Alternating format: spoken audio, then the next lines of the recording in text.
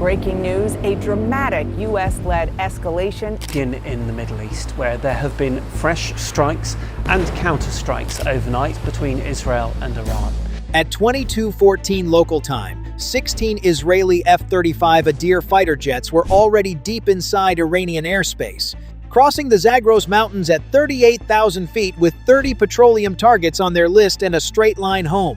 9 days of American-backed precision strikes had done the work. Every known S-300 battery, every radar installation, every command node that Iran had spent decades building, all of it systematically located, targeted, and eliminated. The pilots had every reason to believe the sky was clear. They were wrong. What Israeli intelligence did not know was that Iran had been running a deception operation from the very first strike. The S-300 battery that satellite imagery confirmed as destroyed on March 3rd was never the real one. It was a decoy, convincing enough to fool the analysts, convincing enough to get crossed off the target list. The real battery had been driven 50 kilometers into the mountains, silent, cold, waiting, and at 22:14, it had all 16 jets locked in its sights. America was about to change everything. To understand exactly why this night became one of the most extraordinary combat operations in modern history, you need to understand what the F-35 Adir actually is and what Israel chose to sacrifice to make this mission possible. The F-35 Adir is Israel's version of the most capable stealth fighter ever built.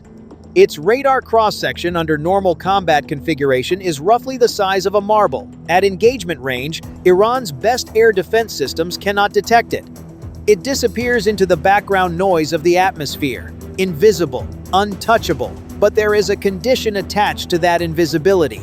And on this night, that condition changed everything. When a pilot loads an F-35 with external weapons, 4 Spice 1 to 1000 precision-guided bombs on wing pylons and 2 GBU, 3-1 JDAMs in the internal bays, the stealth advantage disappears. Every external pylon, every rack, every weapon mounted on the outside of the airframe multiplies the radar return. The jet transforms from an invisible ghost into something radar systems can actually detect and track. Israel calls this configuration beast mode. More bombs, more destruction. More targets eliminated in a single pass. But the trade-off is absolute. You are flying into defended airspace in an aircraft that the enemy can now see. Israel made that trade deliberately. They believed there was nothing left in Iran's sky capable of detecting them.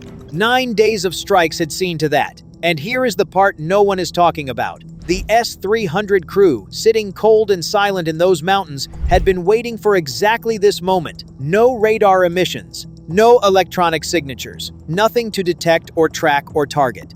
Just a crew in the dark with 150 kilometers of engagement range and 16 high-value targets flying straight toward them in beast mode configuration, fully loaded, fully visible, and completely unaware. The battery had 90 seconds to take the shot before American electronic warfare assets could respond. The moment the S-300 radar activated, an EA-18G Growler from the USS Abraham Lincoln's Air Wing, orbiting western Iran specifically to catch exactly this kind of threat, triangulated the source in seconds and pushed the coordinates through a data link to a second Growler 60 miles south. An AGM-88 HARM missile came off the rail. Seeker locked onto the emission frequency, accelerating past Mach 2, heading directly for the antenna array with one purpose and no other instructions. Inside the lead Adir, the pilot watched the threat diamond pulse on his tactical display. The HARM was 70 seconds out. The S-300 crew had 40 seconds to transition from search mode to continuous fire control track. If that antenna switched modes before the missile arrived, the next thing on every scope in the formation would be an Iranian surface-to-air missile with 16 possible targets to choose from. 60 seconds. The S-300 pulse rate increased. 50. The beam narrowed. The crew cycling faster. 40. Still searching. Not locked. The HARM smashed into the antenna array at Mach 2.1. $15 million of Iranian air defense erased in a flash that lit the mountain ridge like a second sunrise visible from 40 miles away. 9 days of patience. 4 seconds away from a completely different outcome. But the lesson that moment delivered was not reassuring. Degraded and destroyed turned out to be very different words. If one S-300 had survived 9 days of coalition strikes by simply driving into the mountains and sitting cold, the question was not whether Iran had hidden more. The question was how many more were out there, waiting in silence, ready to announce themselves the moment the next formation entered their range. The pilots pressed east, because what came next was going to be harder. There was a second problem weighing on every pilot in that formation beyond Iranian missiles. Fuel. 1,800 kilometers separated Nevatim Air Base from Tehran. 1,800 kilometers back. On every previous operation, that math required aerial refueling from KC-135 tankers orbiting western Iraq. But those tankers were so predictable that Iranian intelligence had been tracking their orbit patterns for days. Every time the tankers repositioned, Tehran knew a strike package was inbound. Tonight, the Adirs carried external drop tanks instead. No tankers, no safety net, no room for a single unplanned maneuver. Think of it as crossing a desert with exactly enough fuel to reach the far side. No detours, no wrong turns. Every second of evasive maneuvering during the S-300 engagement had burned fuel from reserves that technically did not exist, and they had not even reached Tehran yet. 12 kilometers from the Chevron depot, the largest petroleum storage facility in northwestern Tehran. 11 tanks holding 260 million liters of fuel. The second threat of the night appeared on the formation's sensors. A Pantsir S-1, Russian-supplied mobile short-range point defense system. 20-kilometer missile envelope. Inside 4 kilometers, twin 30mm autocannons firing 5 to 1,000 rounds per minute under continuous radar direction. Parked between the storage tanks where the tank farm's own geometry made it invisible to satellite imagery. Hidden precisely because it was surrounded by the targets Israel came to destroy. And here is where American technology made the difference that changed the outcome. The Adir escort aircraft, still transitioning from the S-300 engagement 50 kilometers behind the main formation, caught the Pantsir activation on its distributed aperture system. 6 infrared cameras mounted around the F-35 airframe that see simultaneously in every direction, showing the pilot threats that exist completely outside his line of sight. The system flagged the contact instantly. The lead pilot had the information. He pressed on anyway, because the bombs had to fall. A stable bomb run means flying a predictable path directly toward a radar-directed autocannon for 8 full seconds.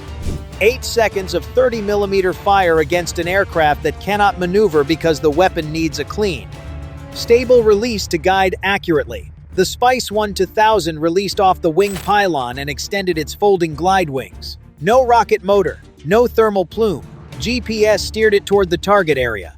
Then, in the final seconds, the bomb's electro-optical seeker photographed the ground below and compared what it saw pixel by pixel against a 3-dimensional reference image loaded by imagery analysts before the mission. Launched. Like facial recognition for fuel storage infrastructure. Circular error probable 3 meters. The length of a standard car. Weapon away. Then the brake. Hard right. Flares punching from the dispensers in pairs. The Pantsir fired 1 missile. The F-35's built-in ASQ-239 electronic warfare system flooded the seeker frequency with interference. The guidance tone warbled in the pilot's helmet. Faded. The missile's track bent away into empty sky. Tank number 2 went first. 30 million liters of petroleum atomized into a vapor cloud that ignited before the fragments from the warhead finished traveling outward. The fireball climbed 300 meters in 2 seconds, orange and black, rolling upward into the night sky above Tehran. The escort arrived 60 seconds later, 1 spice through the Pantsir chassis. The radar emission cut to black mid-sweep. $30 million of Russian air defense, hidden for days between fuel tanks, destroyed by a glide bomb that costs less than the radar dish it landed on. 2 surface-to-air missile engagements in the first 7 minutes of the strike. 0 margin on either one. 4 seconds on the first, 1 missile on the second, and the hardest part of the night was still ahead. Then came the problem that nobody had modeled. The problem that their own success created. Tanks 4, 7, and 9 went within seconds of each other. 4 impacts merging into a single inferno that threw orange light across neighborhoods a kilometer away. And the smoke column from those burning tanks climbed through 5,000 feet and expanded east across the Tehran basin directly into the approach corridors of every remaining aircraft in the strike package. Their own bombs had built a wall that the next wave had to fly through. A mobile GPS jammer activated somewhere in the Tehran basin, truck-mounted, domestically built, moving every few hours to avoid detection.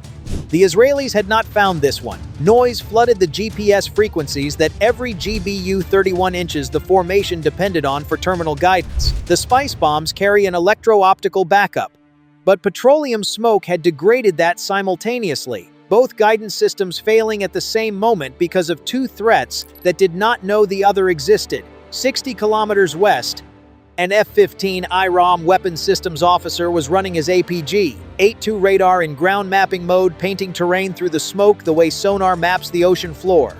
When the depot position on his radar sat 5 meters west of where GPS said it should be, he ran the calculation again. Same drift. He pushed corrected coordinates through the data link to every aircraft in the package. Not perfect precision, but enough to put 2,000-pound bombs on fuel infrastructure instead of residential buildings 400 meters away.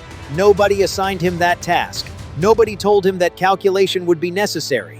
One weapons officer in a back seat, doing math on the fly, holding the mission together at the moment it was closest to falling apart.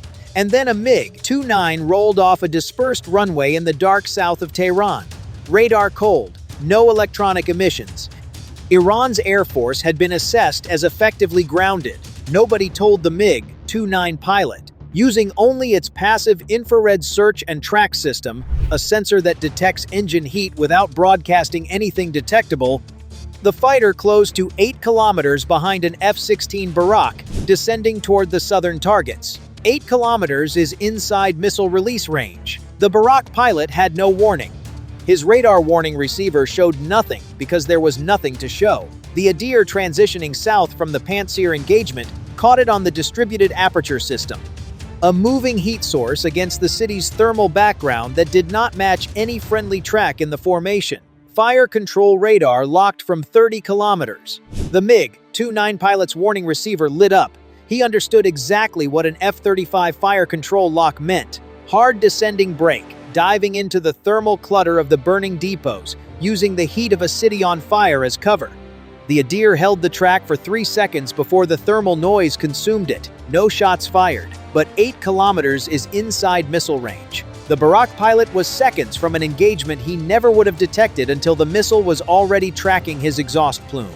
American technology flying with Israeli crews pulled him back from that edge. Here is what this night actually means for America. And it is the part that most coverage never reaches. Every aircraft in that formation carried American technology. The F-35 Adir is built on American engineering, American software, American stealth architecture. The EA-18G Growler that neutralized the hidden S-300 launched from an American carrier strike group. The AGM-88 HARM that destroyed the antenna array before the crew could fire is an American weapon. The data link that allowed one ROM weapons officer to push corrected GPS coordinates to 16 aircraft simultaneously in the middle of an active strike is an American system. What often gets overlooked is this.